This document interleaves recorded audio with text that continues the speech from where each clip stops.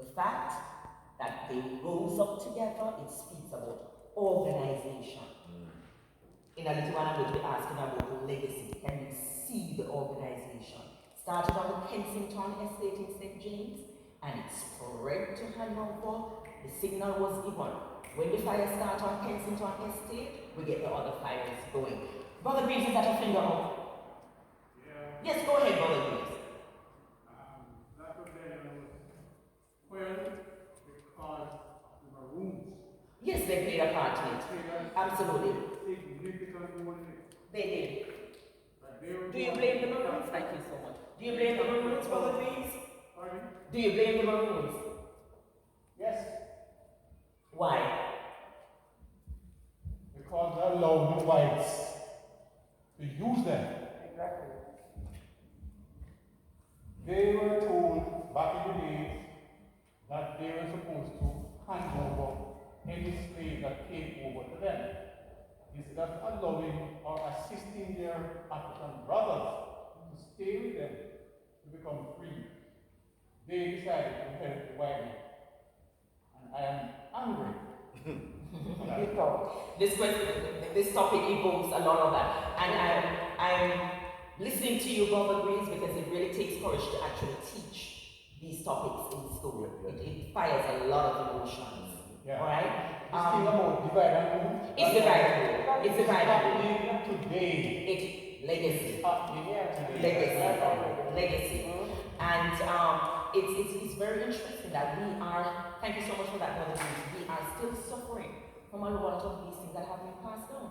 I mean, sometimes you may do things and you wonder, where this impulse comes from. Some of these things, because remember, a legacy is not necessarily a good thing. All right, so this divide and rule, absolutely right. Remember that the Maroons had gained their independence in 1739, and part of that independence meant that in order that they would be left to exist freely, they would have to, it's a treaty. So I get and I give. So they had to ensure that they had to promise the British authorities then that any new runaway Africans, they would return them to the estates, and that should there be rebellions, that they would help to push it. And it is true, Brother Greaves. The Maroon trappers, they actually found Sam Sharp himself, and they did turn over the rebels who were hiding away in the bushes when the rebellion really got out of hand. So you're absolutely right. Divide and rule. And well, to this day, the Maroons are independent. It's a state. They live in a state within a state. In Jamaica, they are still independent. All right. So that's interesting. So many historical. It's like a webinar. Everything is connected. All right. Now, brutal suppression. You'll notice that word. Extremely brutal. It was justified. It was justified because it was thought we need to be brutal about this so that we send a strong message that this is not to happen anywhere else. And Jamaicans, we've always been trendsetters. So if we got away with this one, then who knows, the other Caribbean nations would be rising up. But the story ends much better than it sounds. Because even though the suppression was so brutal, hasty trials and so on, people were just not given a chance to defend themselves. Some innocent people were killed. And let me tell you, women who were very much involved in the rebellion, women were actually hanged, which was a rarity at that time. But they were actually hanged. So the good thing, though, is that slavery was abolished. This rebellion, more than anything else, speeded up the final decision in the British Parliament to end slavery. Notice how close the dates are. This rebellion took place from 31 to 32. And by 1833, the decision was passed, the act was passed in the lower house to abolish slavery to be effective in 1834. But of course, full freedom came 4 years later in 1838. There's an interesting testimony, Esther, that was given, of course, Professor Vereen Shepherd at the University of the West Indies. She has done a wonderful thing. She has actually gone to England and she has actually bought the transcript of the rebellion, of the trial. So everything that everybody said, that's just a massive work of history. William Bingham, he was one of Sam Sharp's lieutenants. We're talking about organization. Sam Sharp had lieutenants. He had his people all over.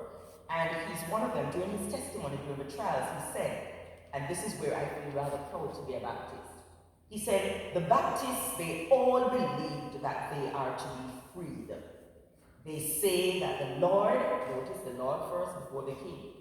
They say the Lord and the king have given them free, but the white gentlemen in Jamaica keep them back. They said if they did not fight for freedom, they would never get it. I heard them say this. So here is where now we understand that this was not just, I'm tired of the whipping, I'm tired of the raping of the woman, I am tired of the possibility that my children are going to grow up in slavery. It was more than that. This was a spiritual move. Because Sam Sharp, a Baptist deacon, and many of his followers, they decided that, listen, the Lord did not make me a slave. And I will not remain a slave. So the idea, and there's a lot of interesting debate, and one of the wonderful things about history is that there's so many debates. One of the debates say that boy rebellion was not a planned thing. Not a planned thing, things just get out of hand, you know, when the crowd get tonight and things kind of go haywire. It was a plan. Samuel Sharp had decided that, listen, I know that agitations are happening in England to free us. So we need to do something to help that process along. And he said, listen, come, you know, Christmas, it was customary, they got Christmas Day and Boxing Day off from work. But come the 27th, they were expected to go back to work, and he said, listen, no, we are going to demand pay. So this was probably the first strike action. We're going to demand pay. If the white masters decide that they're not going to pay us for work, then we are going to get back. It was actually preached from the pulpit. It was preached in sermons, and they had made the plan that this we're going to fight back. So much injustice, social injustice going on now. How are we as Baptist people? Are we fighting back? That's a question for us to think about. Brother Grace, your hand is up again? Yes. It is important that we also be aware that there were, at the time, two Bibles. Yeah. There were two King James versions of the Bible. One of them struck out all the areas that spoke equality of men. And they had the slave Bible. Because of, you know, some of the slaves, especially those house slaves, could eventually read. Yes. And so they read. Fortunately, people like William Gordon would have had access to the other Bible and knew that everybody was equal. And so acted accordingly. We need to know that. Good that you have said it, Brother Grace. Alright, so we're going to move on to Sam Sharp rebellion because it's tempting to just go into it too much. If we fast forward now, and this one becomes even more important, because at least the Sam Sharp rebellion was before slavery was abolished. Slavery was abolished 1838 for freedom. Marbury rebellion erupts 27 years after full freedom. And I love that statue at Emancipation Park. You know the statue I'm talking about? That the children will carry first home as they're on trips, they giggle away. And I said, listen, the nakedness, it is symbolic of the fact that when our forefathers were free, many of them had nothing, because everything they owned, even the clothes on their backs, had belonged to their master. So the nakedness suggests, you know, nothingness. And you notice they're not even looking at each other, they're looking what? Upwards. It's almost like, you know, Lord, what are we going to do now? 27 years after full freedom, the law had said everybody was free, but there was no social justice. The equality, the equity was not there. And of course, here now we have another Baptist, Paul Bogle. And I don't want to take anything away from George William, but he had been Anglican before, and he had been a relatively recent convert to the Baptist denomination and Baptist way of thinking. But Paul Bogle was steeped in the Baptist church. And here's one thing that hits me. 27 years after full freedom, and absolutely no provisions were made for the mass of the people. They had to fight it for their own thing. And then now here comes the environment conspiring.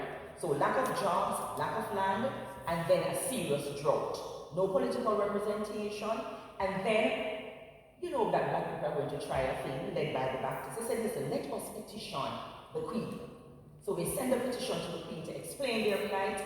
The Queen says, calls back to, well, not call then, but gets in touch with the governor of Jamaica at the time, Governor John Eyre. He says, listen, what is happening? Why are the peasants so unhappy? What's happening? And he basically said, listen, they're just lazy people. They're just lazy people. They just need to work. And that's what they need to do. So the peaceful way was tried. Peaceful way was tried. But listen, black people were hungry. And so in comes Paul Bogle. Legacy again. Paul Bogle didn't have to do any of this. Paul Bogle was relatively rich when you look at other peasants. Did you know he was the owner of a 200-acre property?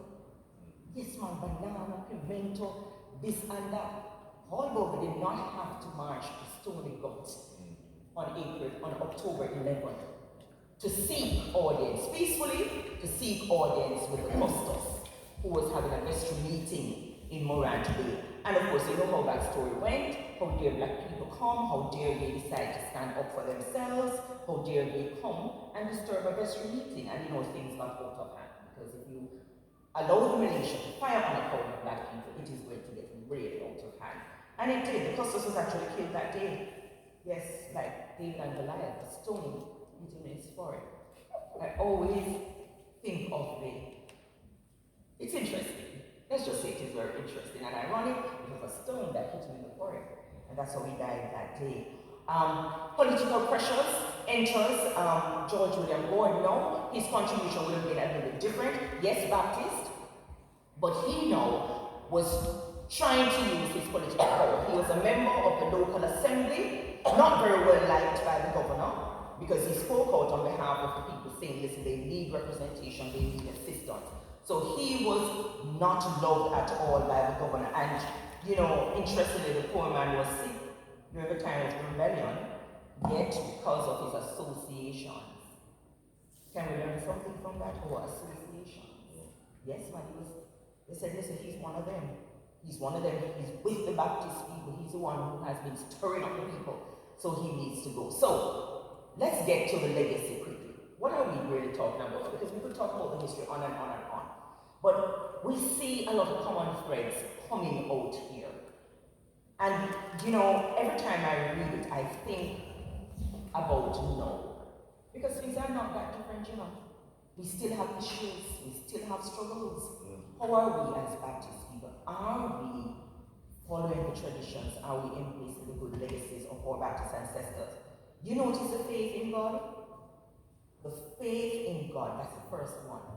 Even when the situation seems impossible. I am sure that Samshak must have had some moments of doubt. How could he stand up against this established institution of slavery? How could they even think that they would win? But faith in God. Faith in God. We've been worshiping God. We've been saying we want to be free. Maybe we need to put some muscles behind this thing.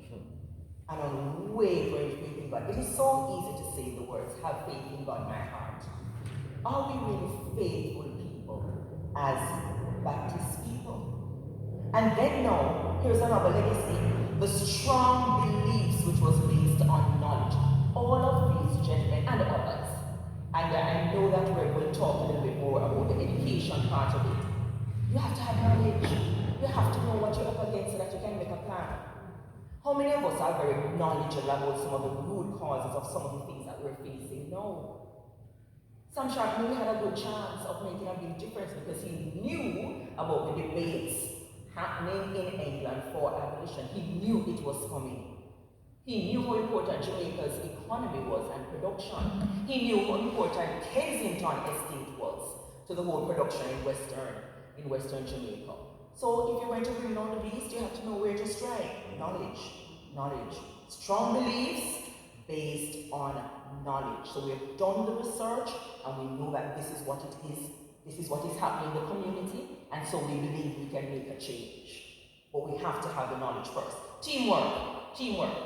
None of these persons could have done anything at all by themselves. Can one person really make a huge difference? Possibly you start with an idea, but when it comes down to the execution, we need to work together. Brother Greaves mentioned the divide and rule. That remains our problems many times as we approach the work of us as current-day Baptists. We're not always all together. And we can disagree on some points, but we still work together at the end of the day. In fact, I don't agree, Brother Brown, with what you're saying. But it's not the way that I would approach it. We have decided as a church that this is what we're going to do. So I put my thing aside and we jump to the work, yes? And of course, a certain boldness. Come on, now, we can't be cowards. Our Baptist ancestors were bold. And I know the hearts must have been trembling, but they did it just the same. When last have you been bold? When last have you stepped out? And this is a question I ask myself all the time. When last have I really stepped out of my comfort zone and done something that made me uncomfortable and made me nervous and scared, but I did it just the same because, it's a gospel, as we spoke about this morning. It is saving lives. Because boy, the earth is rolling around, it's rolling down. It's urgent now more than ever. And so I come to the end of it, Esther, the lessons learned. I'm going to leave that because you are going to tell me then, what are the lessons that we have learned? How are we going to do things differently? I'm going to pause here and invite Reverend Williams to come now and to stimulate our thoughts on the whole Baptist and the whole educational reform, and then we will have our Q&A and discussion.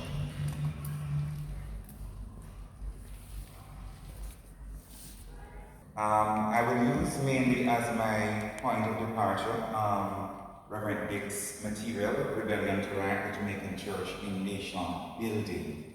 And I will be quoting some sections from his text this evening. A religious matter, both overseas in England and here in Jamaica. And so the church understood that responsibility because education could then be used as a means of evangelism. And so education could be used as a means of evangelism. Education was also seen as a vehicle for social control, in that it was believed that educated persons were less likely to revolt and would be more submissive and obedient to their masters, as taught by some sections of the Bible. So the church was using education in two ways: to empower, but also to maintain control back in the days. So education therefore socialized the blacks to accept their place, as was being carried out by the colonial church. Education were socializing the blacks to accept their place at the bottom of the social ladder and provide them with literacy, agriculture, and industrial skills to prepare them only for vocational tasks. They, however, viewed education as a means of social mobility, with the possibility of being able to rise to any position in society. So while they were teaching the blacks one thing, they themselves believed that education was for social mobility. The church, however, believes that education comprises all of this, and this is in particular the black church, that it is for social mobility, it is for evangelism, but it's also about training individuals in how to be better persons. So what we saw is that during slavery, there was little formal education for the blacks. But after what Sister Meikle spoke about earlier, after emancipation in 1834, with the passing of the Emancipation Act then, which freed all children 6 years and under to participate in the education process, the educational landscape was now opened for greater involvement of both blacks and especially children under the age of 6.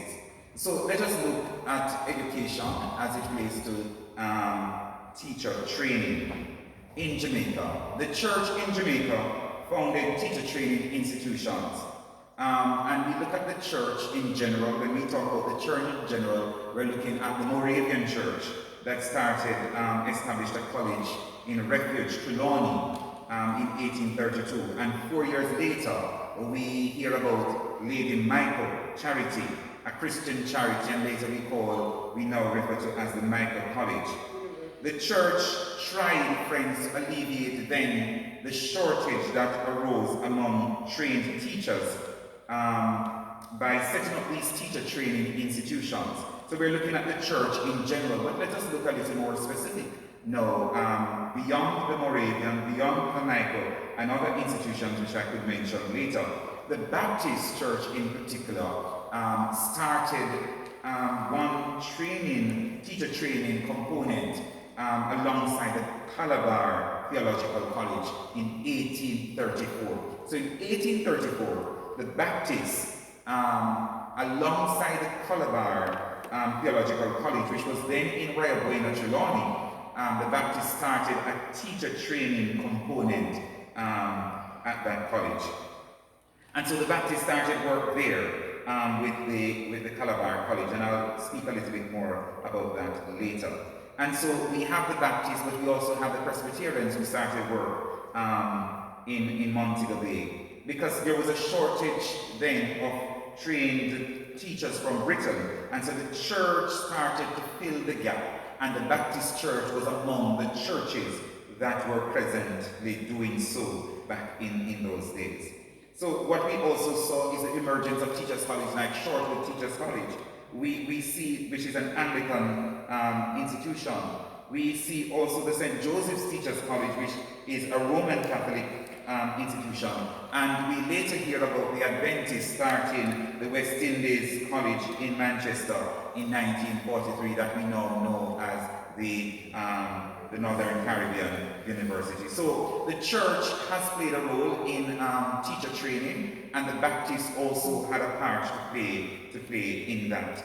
When it comes on to colleges and training, we can look no further than the theological education that is rooted in our history as Baptists.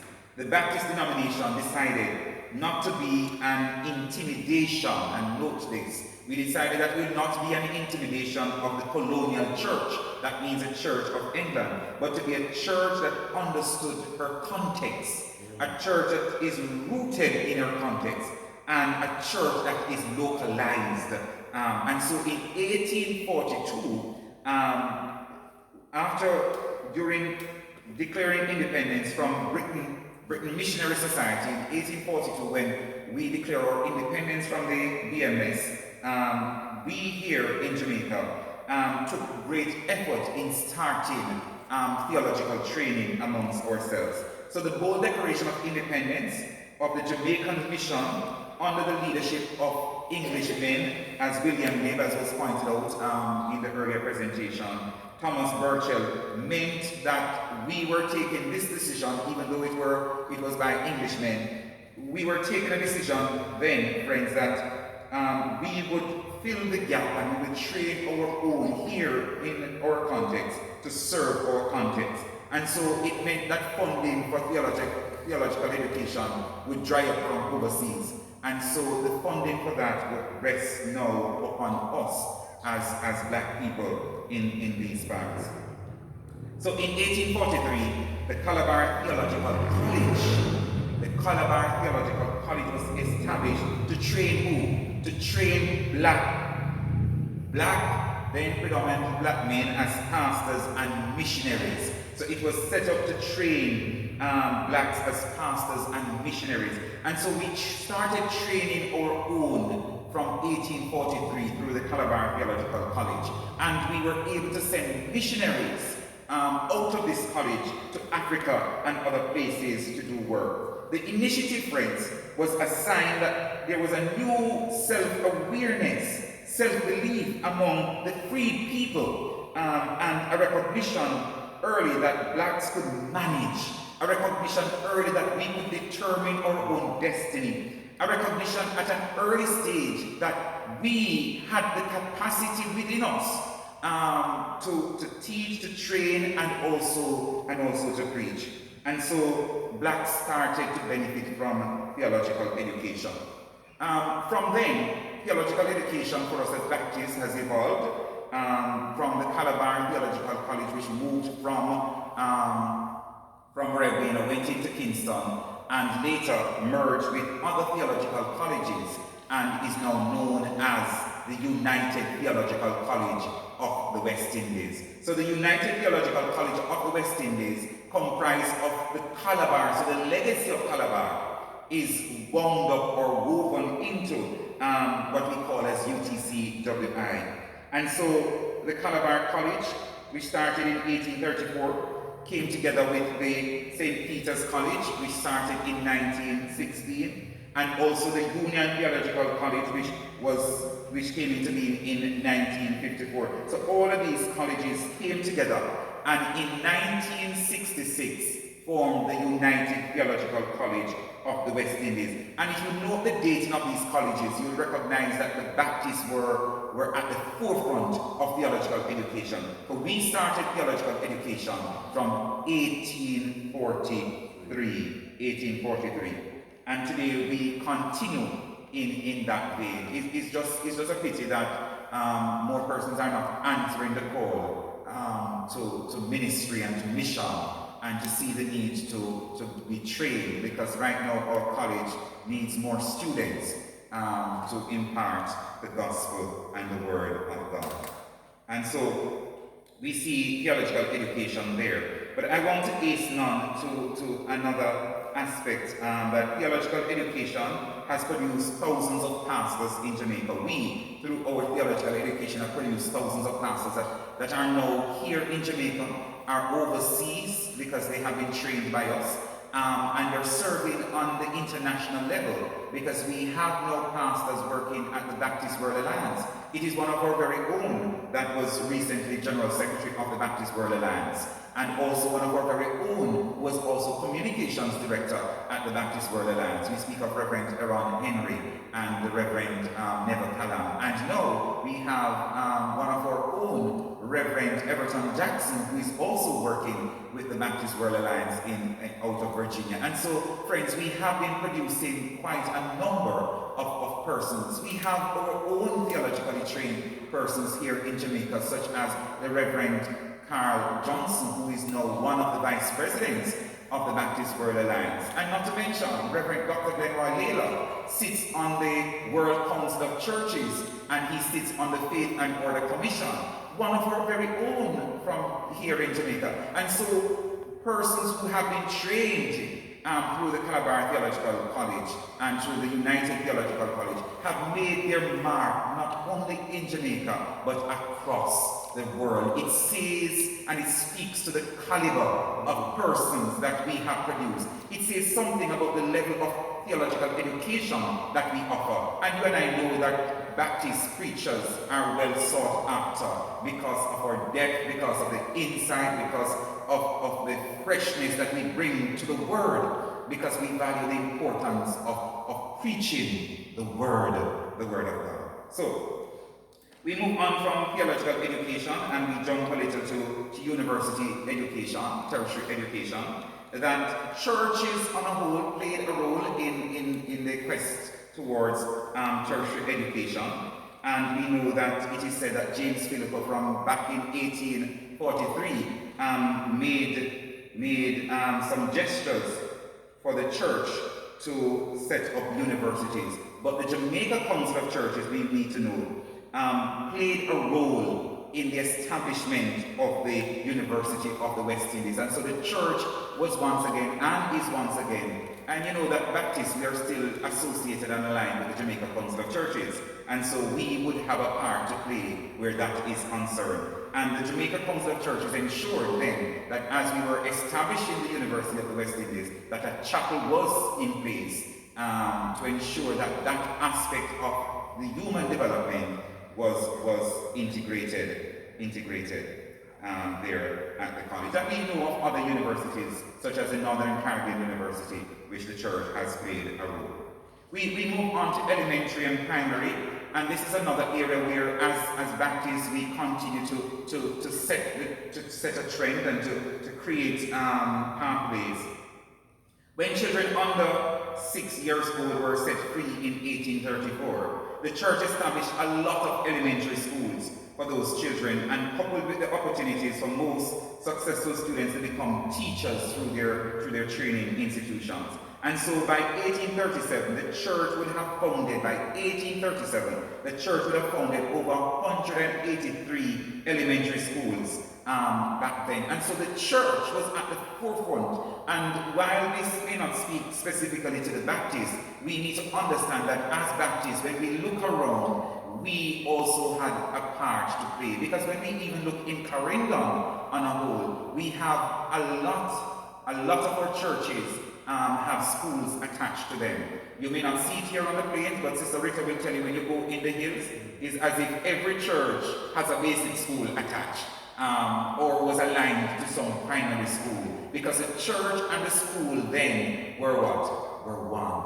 And so the church hall was used for education. The church hall was used for the basic school and primary school back in those days. So the church played a significant role where elementary and primary school life is concerned.